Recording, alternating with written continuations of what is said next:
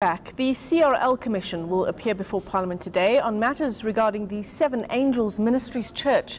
You'll remember that church was linked to a recent massacre at Engcobo police station in the Eastern Cape. Let's get the very latest on what's set to unfold there. eNCA's Pheladi Sethusa joins us now live.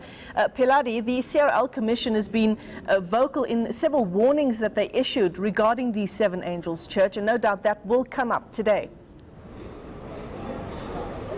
Definitely, Michelle. The CRL has repeatedly said that they raised the red flag around this church as early as 2016, and they say they had approached various government authorities and Parliament itself to say that something was amiss at that church, but no one did anything. And they say that's why we ended up with a situation at that church where several people have died so brutally. So today they are appearing again in front of a parliamentary committee, and they say that stricter controls are needed where the authority of church and religious leaders are concerned. Now, they understand that constitutionally that's a bit of a problem because freedom of religion is guaranteed, but they say things like this wouldn't happen if there was at least some sort of guiding line for these church leaders. And yeah, so we're waiting with bated breath to see what happens here, especially because once those statements were made that Parliament had been ineffective in this matter,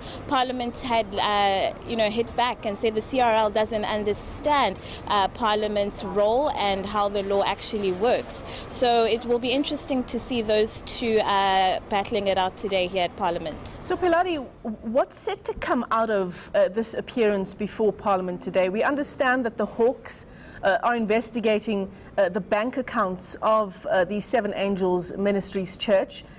What is set to come out of the CRL appearing before Parliament? Do we see perhaps legislation around how you go about forming a church? Perhaps that is set to change?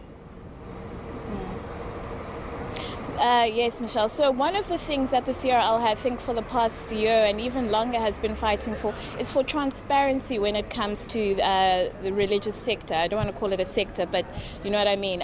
They want churches to be a bit more transparent about their funding, how they use the money they get from congregants, as well as not the laws, but rather what guiding principles various churches are run by. We know they've been strong to say, that people do believe different things and are guided by different things, but there should be something central, and this is where the legislation comes in, that makes sure that people don't color outside of the lines and have these sort of cult-like situations that we saw at Seven Angels in the Eastern Cape. Yeah, so part of what was concerning for the CRL Commission about Seven Angels was that people were giving their life savings, everything they owned, some even their pensions, to the church there. And it, of course, comes in the wake of other church scenarios where we saw people being sprayed with doom in the face, being made to eat all sorts of strange things as well. So what the CRL really wants, as you say, is something that's more centralized, but surely it can't be an easy thing to try and navigate, given that there is, of course, freedom of association, freedom of religion enshrined in the Constitution.